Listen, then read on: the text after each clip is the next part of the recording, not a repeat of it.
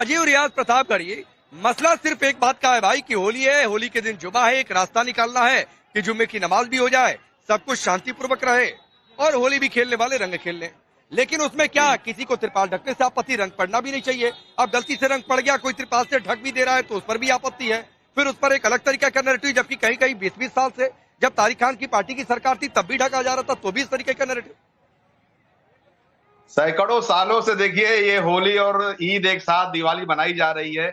इस देश के हिंदू और मुसलमानों को एक दूसरे से दिक्कत नहीं है, सब एक दूसरे को बधाइयां देते हैं। ये दरअसल भाजपा का प्रोपेगेंडा है कि भाजपा फसल ही यही काटती है, हिंदू मुसलमान करके ही वो अपना सफलता उसको मिल रही है, कोई कामयाब हो रही है, इसलिए आगे बढ़ रही है, वो नफरत को आगे बढ़ा रही है। योगी जी को ये जानना चाहिए कि भगवा जो है, भगवा धारण करने का मतलब ये होता है कि आप वसुधैव कुटुंबकम की बात करिए। आप सिर्फ हिंदुओं के नेता नहीं, आप हिंदुओं के मुख्यमंत्री नहीं है, आप संपूर्ण उत्तर प्रदेश की जितनी भी जातियां और पंथ यहाँ निवास करते हैं सबके आप मुख्यमंत्री हैं और सबकी भलाई के लिए आपको काम करना चाहिए। लेकिन ये बहुत शर्मनाक है। सारी पॉलिसी सबके लिए है, कौन सी पॉलिसी है? 15% से ज्यादा मुसलमान बेनिफिट हुए हैं और जितनी पॉलिसीज होती है जो लाभार्थी योजना है उसमें 35% मुस्लिम को बेनिफिट मिला है।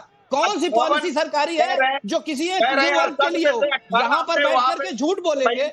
आप मुझे बताइए ना, कानून व्यवस्था को मेंटेन करने के लिए जो जरूरत है वो की जाएगी। एक मिनट कौशल भाई रुक जाइए, रुकिए राजीव जी की बात पूरी हो जाने दीजिए। कौशल भाई रुक जाइए, राजीव जी की बात पूरी हो जाने दीजिए। बड़ी इंटरेस्टिंग बात बोल रहे हैं, बोलिए राजीव भाई, बोलिए 30 सेकंड और आपको दिया, बोलिए। हम योगी जी ढूंढ रहे हैं, 18 जो है ढूंढ लिए गए, 50 अभी बाकी है। हम उनसे ये गुजारिश कर रहे हैं कि इतना ही खोदिए, इतना ही ढूंढिए। अगर ज्यादा खोद देंगे तो पता लगा वहां अशोक का इतिहास निकलने लगेगा। 84 क्यों आपको दिक्कत हो रही है? तो आपको नहीं, आपको दिक्कत है, डर क्यों लगता है? आपको दिक्कत है, इसकी सच्चाई से आपको इतनी दिक्कत क्यों हो रही है? लेकिन इसकी सच्चाई से आपको डर क्यों लगता है? ठीक है, आप सुनना सीखिए। अवधेश देश के अवधेश जी है तो इनकी खुदाई से दिक्कत फिर सामने आ गई। सवाल होली पर था लेकिन ये खुदाई पर जाकर चले गए। ये खुदाई का दर्द इनका जाता ही नहीं है क्योंकि सच बाहर आ रहा है। और आज राजीव रियाज प्रतापगढ़ी पहली बार भगवा का मतलब समझा रहे थे कि भगवा का मतलब शांति होता है, वरना यही लोग हैं जो भगवा को आतंक से जोड़ने से थकते नहीं है। भगवा जो इंद्रियों पर अपने विजय प्राप्त कर लेते हैं तो भगवा करता है। सुनिए राजीव जी, भाई राजीव जी सुन लीजिए, इतना सुंदर आपका सेकुलर नाम है, बीच बीच में बोलते रहते हैं आप, और सेकुलरिज्म का जरा सा व्यवहार में भी गरिमा लाना चाहिए हमको। देखिए जो बता रहे हैं कि जो अशोक की चर्चा कर रहे हैं, सम्राट अशोक से किसको प्रॉब्लम थी? नालंदा से लेके विक्रमशिला और तक्षशिला तक के विश्वविद्यालयों को कैसे ध्वस्त किया गया? बीच में नहीं बोलिए, बीच में नहीं, अरे नहीं ऐसे नहीं, बीच में नहीं। अरे भैया आपकी जितनी आपके ज्ञान से यहाँ नहीं चलता है ना देश। बौद्ध और हिंदुओं में कोई अंतर ही नहीं है, आपको समझ में नहीं आएगा। लेकिन आप आइए इस समय संभल पर। नहीं, मैं अभी बाएं दाएं नहीं जाने वाला हूं। जिस शहर में हिंदुओं को डर के मारे पलायन कर जाना पड़ा हो, अपने घर से बाहर निकल के वो अपना त्योहार नहीं मना सकते हैं, पिछले 60 साल में संभल में हिंदुओं ने सड़क पर खुल के त्योहार नहीं मनाया हो, वहां ज्ञान दिया जा रहा है। अब सोचिए ना, ज्ञान दिया जा रहा है, खुदाई से पता चल रहे हैं 64, अरे भाई बीच में बहुत बोल रहे हैं, 64-68 तीर्थ स्थल जो है वो पहले दबाए गए, आजादी के बाद लोगों ने दखल किया, उसको जमीन दोज कर दिया। डर के मारे मंदिरों में लोगों ने आना जाना बंद कर दिया, पूजा पाठ बंद हो गई, वो विरक्त हो गए। जो कूप थे उसके कूप को मिट्टी में ढक दिया गया। फिर भी उल्टी बात हो रही है कि अरे रे हिंदुओं के नेता है क्या? अरे भाई संभल में किसके साथ अन्याय हुआ है? किसकी जमीन कब्जा की गई? किसके धर्मस्थल पर कब्जे हुए? किसके धर्मस्थल विरक्त हुए? किसके धर्मस्थल जमीन दोज हुए? और किनको वहां से पलायन करना पड़ा? इतनी भयावह परिस्थिति में भी कोई न्याय की बात होती है तो इस देश के इकोसिस्टम को स्वीकार नहीं हो जाता है तो अशोक पर ले जाएंगे। सवाल है कि 1978 नहीं, इकोसिस्टम में इस समय अवधेश जी होली की चर्चा है और होली को लेकर अलग अलग तरीके के एजेंडे बनाए जा रहे हैं।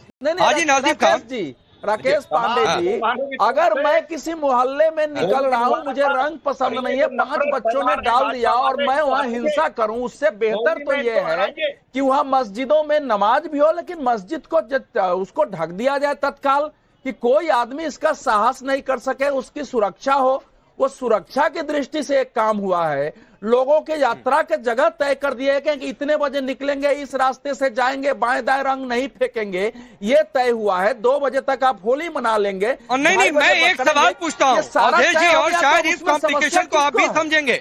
हाजी नाजिम खान, मैं ग्राउंड पर हूँ और मैं उन जगहों पर भी जा रहा हूँ जहाँ जमकर होली खेली जा रही है। अब देखिए, हमारे सामने बड़ी मुसीबत होती है। होली रंग मुझे बहुत पसंद है, बीच गुलाल में बहुत खेलता हूँ, लेकिन ये माइक है सर, इसको पानी से बचाना पड़ेगा। कैमरा है जिसके जरिए मैं जुड़ा हुआ हूँ, इसको पानी से बचाना पड़ेगा। तो हम मैं कैमरे को ढक कर निकलता हूँ, माइक को प्लास्टिक से कवर कर देता हूँ। अब कई लोग ये कह रहे हैं कि भाई ठीक है, अगर इसको बचाना था ढक दिए, तो मुस्लिम समुदाय के लोग भी कह रहे हैं ठीक है, ढक ही दिया तो क्या बुरा है। लेकिन इस पर अलग तरीके का नैरेटिव क्यों गढ़ा जा रहा है? आपको लगता है कोई बुराई है मस्जिद को या किसी जगह को ढका गया तो? समाज के लिए ठीक नहीं है। राकेश भाई देखिए, सबसे पहले मैं ये कहना चाहता हूँ कि देखिए, होली का त्योहार है, हमारे हिंदू भाई खूब धूमधाम से होली मनाए, लेकिन ये क्या पहले एक देश का, हमारे भारत देश का बंटवारा हो गया था, वो बड़ा दुखद था। लेकिन आज देशवासियों का बंटवारा हो रहा है, ये उससे भी ज्यादा दुखद है। और देशवासियों का बंटवारा करा जा रहा है होली के नाम पर या मेडिकल के नाम पर, ये बिल्कुल गलत है। अभी आपने माइक का प्रमाण दिया कि माइक को अगर आप कवर कर लेंगे पानी नहीं जाएगा। अब ये बता दीजिए, मोहल्ले के मोहल्ले हिंदू बाहर निकल गए तो वो हिंदू मुसलमान के बीच का बंटवारा नहीं था। लोगों के घरों पर कब्जे हुए, औने पौने दाम में ले लिए गए, तो वो बंटवारा नहीं था। नैतिक जिम्मेदारी वहाँ से मंदिर को ढक दिया गया और अपने घर में तब्दील कर दिया गया, ये बंटवारा नहीं था। सुरक्षा दे। और अब देखिए, दंगों में 150-200 लोगों को मार दिया, वो बंटवारा नहीं था। मिलों पर कब्जा कर लिया, वो बंटवारा नहीं था।